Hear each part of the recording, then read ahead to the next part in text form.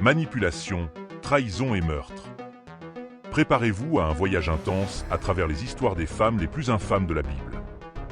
Nous allons découvrir non seulement qui ils étaient, mais aussi les crimes abominables qu'ils ont commis et le contexte environnant de ces trames sombres.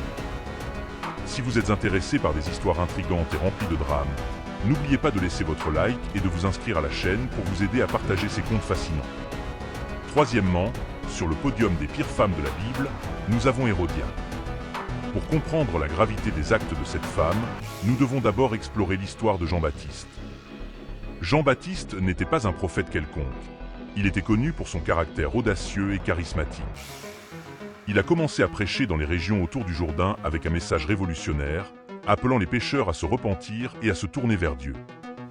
Sa vie dans le désert, marquée par une extrême dévotion et un ascétisme, attirait des foules qui le considéraient comme un véritable chef spirituel. La tension a commencé à monter lorsque Jean-Baptiste a critiqué sévèrement le mariage d'Hérode Antipas avec Hérodia. Hérode Antipas, souverain de Galilée et de Pérée, avait divorcé de sa femme légitime pour épouser Hérodia. La question est que Hérodia avait également récemment divorcé de son mari, Philippe, qui était le frère d'Hérode Antipas. Ce mariage n'était pas seulement un scandale moral, mais aussi une violation claire des lois juives. Jean-Baptiste, sans crainte, dénonça cette union comme adultère et contraire aux préceptes religieux, ce qui fit que Hérodia se sentait profondément offensé et menacé par son message. Malgré la critique aiguë, Hérode Antipas avait un certain respect pour Jean-Baptiste. Il voyait Jean comme un prophète et, bien qu'il se sentait parfois troublé par ses paroles, il l'admirait. Cependant, les pressions politiques et sociales, ainsi que l'influence manipulatrice d'Hérodia, finirent par prévaloir. Hérode, succombant aux exigences de sa femme et au climat politique tendu, ordonna l'arrestation de Jean-Baptiste. Pendant son temps en prison, Jean resta ferme dans ses convictions, devenant un symbole de résistance et d'intégrité, même face à l'adversité. Son emprisonnement n'était pas seulement un reflet du conflit entre la morale divine et les intérêts humains, mais aussi un tournant décisif dans l'histoire de son temps. Mais Hérodia n'était pas prêt à s'arrêter là. Pour elle, l'arrestation de Jean-Baptiste n'était qu'un début. Elle voulait quelque chose de plus drastique et final. Le point culminant de l'histoire d'Hérodia se déroule lors d'un banquet extravagant offert par Hérode Antipas. Dans un geste calculé et cruel, Hérodia ordonne à sa fille, souvent identifiée comme Salomé, de réaliser une danse séduisante devant Hérode et ses invités. L'objectif était de le séduire au point qu'il promettait d'accorder n'importe quel désir qu'elle formulerait. Salomé, obéissant aux ordres de sa mère et avec une performance qui hypnotise les présents, demande alors la tête de Jean-Baptiste sur une assiette.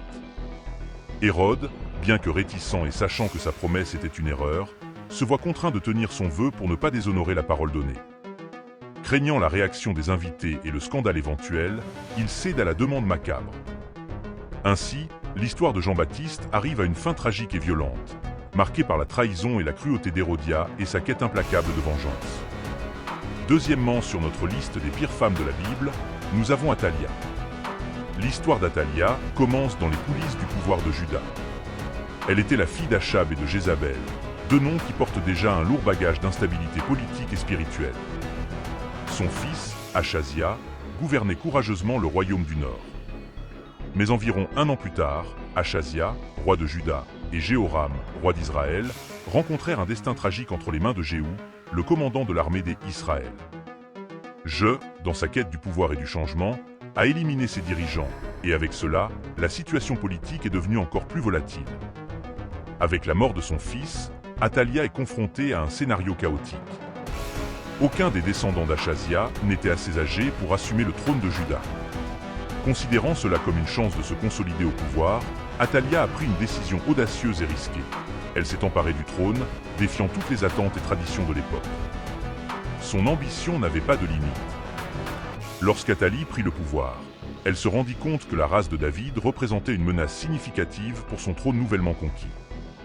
La lignée de David était profondément respectée dans la tradition juive, associée à la promesse divine d'un futur Messie qui viendrait de cette famille. Déterminée à éliminer tout rival, Athalia entreprend une campagne brutale pour exterminer tous les descendants de la maison de David qui pourraient menacer sa domination. Sa stratégie impliquait une série de meurtres froids et calculés, visant à éliminer toute possibilité de concurrence future. Le meurtre brutal de possibles héritiers a été un acte cruel qui a mis en évidence la détermination d'Athalia à maintenir son pouvoir à tout prix. Cependant, sa stratégie de terreur a été interrompue par une action héroïque et audacieuse de Joiada, le grand prêtre. Joiada réussit à cacher Joa, le seul descendant survivant de la maison de David, à l'intérieur du temple, assurant ainsi la continuité de la lignée royale. Cet acte de courage a été crucial pour préserver la promesse divine associée à la maison de David. Lorsque Joa atteignit l'âge adéquat, Joiada a élaboré un plan pour rétablir la race de David sur le trône.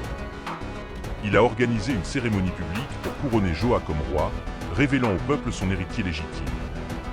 La réaction de la population a été fervente et pleine d'espoir.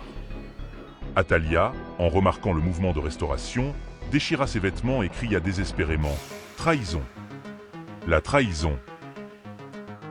Mais la voix du peuple, qui suivait Joiada et soutenait la restauration légitime de la race de David, ne se laissait pas tromper par les accusations d'Athalia.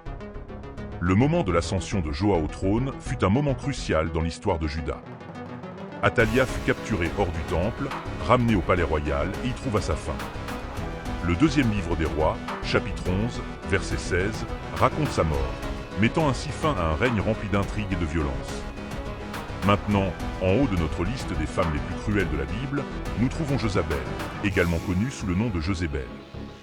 Cette princesse phénicienne, en épousant Achab, roi d'Israël, a non seulement conclu une alliance politique, mais elle a aussi apporté avec elle une vague de corruption qui a dépassé les frontières du mariage. Jézabel a apporté en Israël son adoration à Baal, un dieu païen, introduisant l'idolâtrie et défiant la foi traditionnelle du peuple. Son influence a non seulement transformé le paysage religieux d'Israël, mais a également plongé la nation dans une ère de ténèbres spirituelles. Jézabel n'était pas seulement une fervente défenseuse de Baal, mais aussi une manipulatrice implacable. Sous son influence, la construction d'autels et de temples dédiés à cette divinité étrangère s'est répandue, éloignant le peuple de sa foi traditionnelle et générant une crise d'identité spirituelle en Israël. Elle ne se contentait pas seulement de promouvoir l'idolâtrie, sa cruauté se manifestait aussi sous la forme de la brutalité et de la persécution. L'un des actes les plus néfastes d'Isabelle fut sa guerre contre les prophètes de Jéhovah. Déterminée à éliminer toute opposition à ses croyances, elle a ordonné l'exécution de plusieurs prophètes, y compris une intense poursuite du prophète Élie. La vie d'Élie fut mise en danger à cause de la fureur démesurée de Jézabel, qui ne tolérait pas les critiques de son régime. En outre, Jézabel a abusé de son pouvoir royal pour financer et soutenir des centaines de prophètes de Baal, détournant les ressources de l'État pour promouvoir cette religion païenne et consolider davantage son contrôle. L'une des histoires les plus choquantes sur la méchanceté de Jézabel est celle qui concerne Naboth, un homme juste qui possédait une vigne à côté du palais royal. Lorsqu'Achab, roi d'Israël, a exprimé son désir d'acheter la vigne de Naboth, en offrant une juste compensation, Naboth a refusé de la vendre, car il considérait la propriété comme un héritage de ses prédécesseurs. Le désir obsessionnel d'Achab pour la vigne l'a fait tomber dans la détresse et la frustration. Voyant l'opportunité, Jézabel a construit un plan machiavélique pour satisfaire l'obsession de son mari. Jézabel a manipulé la situation pour incriminer faux Naboth.